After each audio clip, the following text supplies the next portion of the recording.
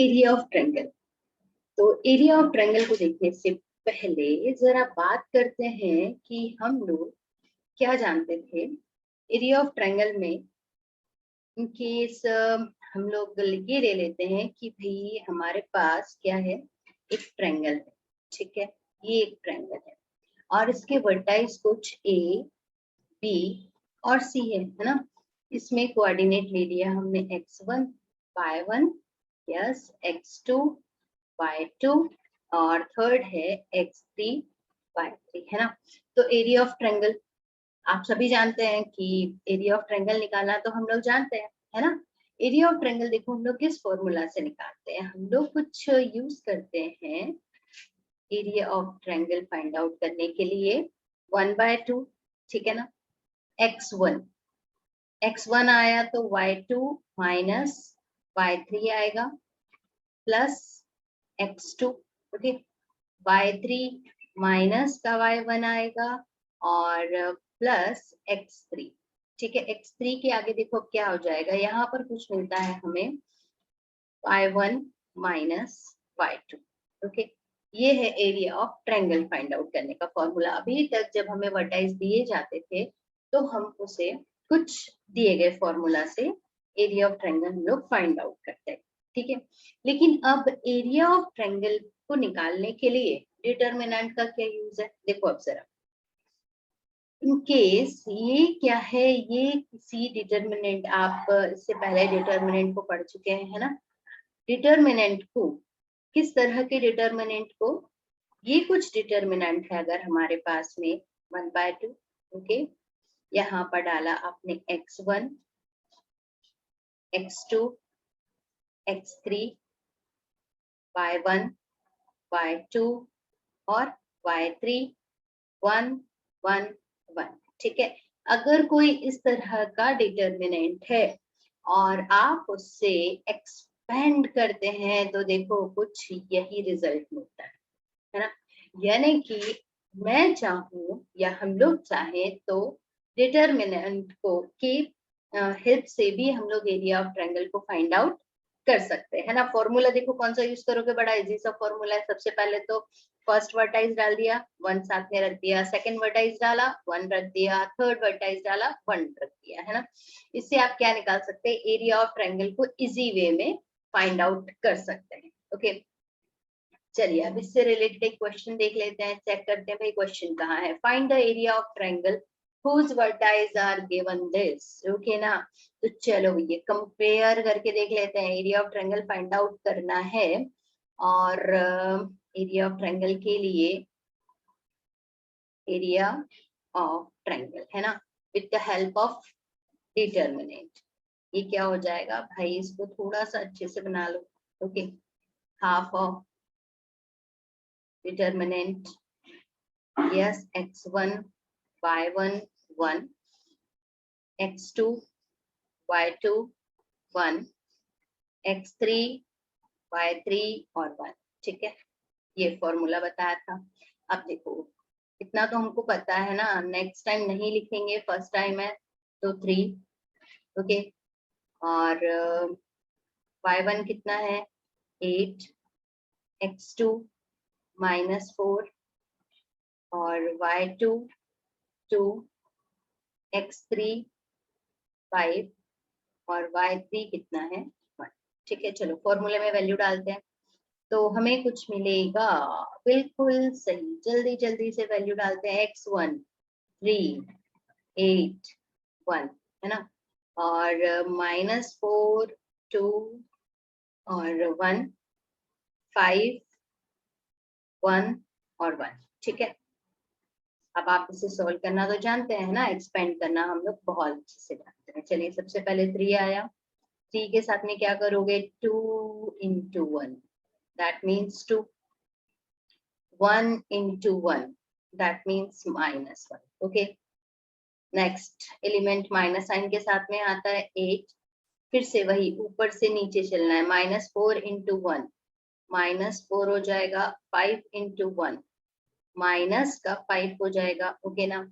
चलिए third element plus sign के साथ में 1, थर्ड एलिमेंट में क्या हो जाएगा -4, ठीक है। और माइनस में 10, माइनस में 10। ठीक, चलिए आगे देखें तो क्या हो जाएगा, 1/2,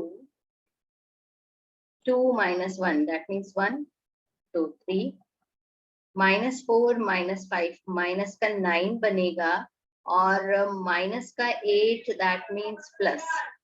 ठीक है, ये कितना हो जाएगा 72, यस 72। माइनस का 14, -14 दैट मीन्स यहाँ पर कुछ मिल जाएगा हमें -14। ओके, चलिए आगे देखते हैं तो 1/2 यस 75 -14 बन जाएगा और ये कुछ आ जाएगा, 14 को माइनस करेंगे तो कितना बचेगा भाई, देखो 61 तो नहीं बचेगा, yes 1/2 into 61 square unit.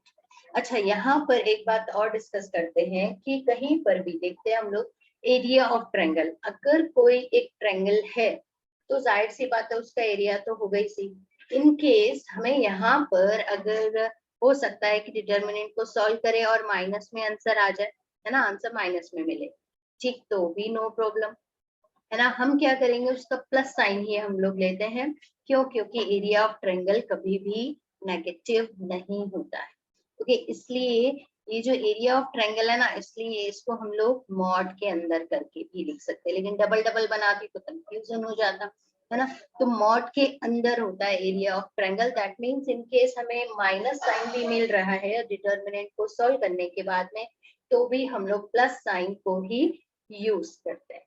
Okay, चलिए देखते हैं आगे।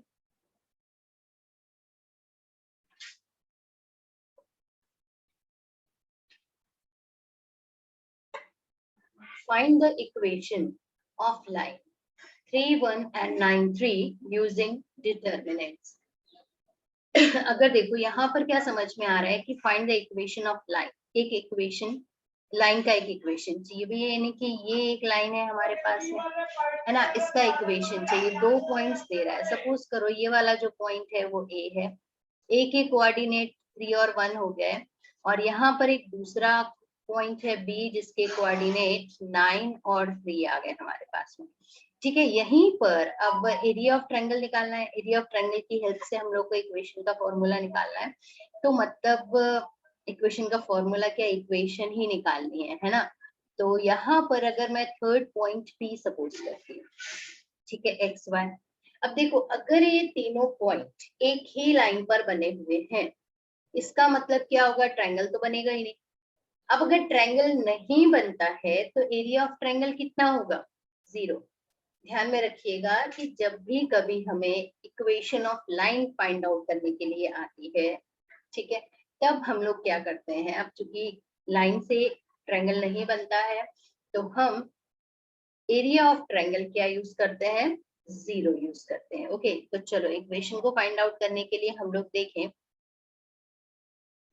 कि एरिया ऑफ ट्रायंगल कितना हो जाएगा, ठीक है, 0 हो जाएगा। ओके, तो ये हो area of triangle is equal to 0 मान लेते हैं, है ना, बनेगा ही नहीं तो क्या करेंगे, चलिए अब फॉर्मूला वही वाला फॉर्मूला है, 1/2, ठीक, x1 y1 1, x2 y2 1 और x3 y3 और 1, ठीक, इज इक्वल टू 0। 1/2 भी इस तरफ में आ जाएगा तो ये भी 0 बन जाएगा। चलिए इसी को आगे बढ़ाते हैं, तो वैल्यू पुट कर देते हैं। अब देखो यहाँ पर x1 y1 सपोज कर रहे हैं कि भाई ये क्या है, ये xy है। ओके, a को x2 y2 ले लेते हैं, तो 3 1 1 9 3 और 1। ओके, एरिया ऑफ ट्रायंगल कितना, 0। ठीक है, चलिए इसको आगे सॉल्व करते हैं, तो देखो x, x के साथ में क्या आ जाएगा, 1 into 1 1, 3 into 1 -3। Next element, second वाला एलिमेंट माइनस साइन के साथ में आता है, यानी कि y माइनस साइन के साथ में आएगा, 3 into 1, 3 into 1, that means 3. Okay, 9 into 1, 9 into 1, that means minus 9. Okay, -9. ठीक है, थर्ड एलिमेंट प्लस साइन के साथ में आएगा, तो इसको कैसे मल्टीप्लाई करोगे? 3 into 3, 9 minus 9 into 1, 9. ओके, अब आगे बढ़े, ये किसके बराबर है भाई? 0 के बराबर है ये। चलिए, तो यहाँ पर माइनस का 2 बच जाएगा, तो ये हो जाएगा कुछ -2x। ओके, -9 + 3 -6 बचेगा, माइनस माइनस ये बन जाएगा +6y। ओके, यहाँ पर तो 9 से 9 को कैंसिल कर दो भाई, तो 0 हो जाएगा। Yes, equal to 0। डन। चलिए देखें आगे, अब क्या बन सकता है? यहाँ पर हमारे पास कुछ मिल सकता है, क्या आ सकता है कि yes 2x is equal to 6y लिख लो आप, या x is equal to 3y लिख लो। ठीक है, आप इसको कुछ ऐसा भी करके लिख सकते हो कि x - 3y is equal to 0। ये क्या है? ये एक लाइन का इक्वेशन है जिसको हम लोगों ने फाइंड आउट किया है with the help of determinants. That means determinant से आप एरिया ऑफ ट्रायंगल भी फाइंड आउट कर सकते हैं, किसी लाइन का इक्वेशन भी फाइंड आउट कर सकते हैं। ओके, चलिए नेक्स्ट देखते हैं और क्या क्या कर सकते हैं आप डिटर्मिनेंट से। बढ़ते हैं आगे। या सिर्फ area of triangle is 35 square unit with vertex this and this, then k। यहाँ पर एरिया ऑफ ट्रायंगल हमें दिया हुआ है। ओके, एरिया ऑफ ट्रायंगल दिया है, वैल्यू k की फाइंड आउट करनी है। यस, फॉर्मूला वही अप्लाई करना है। क्या जानते हैं हम लोग? हम लोग जानते हैं भाई, area of triangle is equal to half of, okay, x1 y1 1, next x2 y2 1, number third x3 y3 और 1। ठीक है, इतना हम लोग ये चीज जानते हैं। अच्छा, अब यहाँ पर एरिया ऑफ ट्रायंगल कितना दे रहा है? 35 दे रहा है। चलो अब वैल्यू डालते हैं, है ना। यहाँ पर हम लोग कर देते हैं 1/2।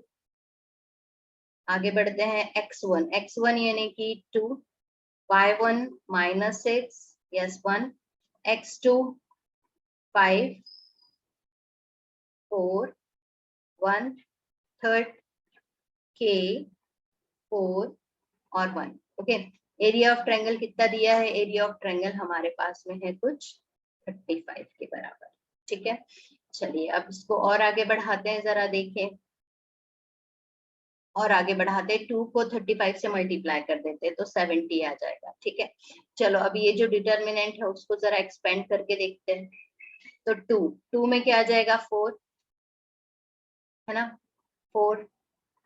इसको इसके साथ में मल्टीप्लाई करते हैं, इसको इसके साथ में मल्टीप्लाई करते हैं, तो 4 -4, सेकेंड एलिमेंट माइनस साइन के साथ में आता है, -6 ऑलरेडी है। चलिए इसको देखें, तो 5 into 1, 5 माइनस k into 1, तो k आ जाएगा। ठीक है, थर्ड एलिमेंट प्लस साइन के साथ में आता है, third element yes 5 into 4 20 minus k into 4, that means 4k, 4k। Okay, अब ये किसके इक्वल चल रहा है भाई? ये हो जाएगा 70 के बराबर। ठीक है, चलो और देखते हैं आगे। अब क्या हो जाएगा? ये वाले 4 से तो ये वाला 4 कैंसिल, दैट मीन्स 2 से मल्टीप्लाई होगा तो वो भी कैंसिल हो जाएगा। यहाँ पर हमारे पास में आ जाएगा कुछ +6, 5 माइनस k। ठीक है, अब 20 - 4k है हमारे पास, तो प्लस का 20 - 4k इज इक्वल टू 70 हो जाएगा। आगे बढ़ाया तो देखो ये हो जाएगा कुछ 30 - 6k प्लस 20 माइनस का 4k इज इक्वल टू 70।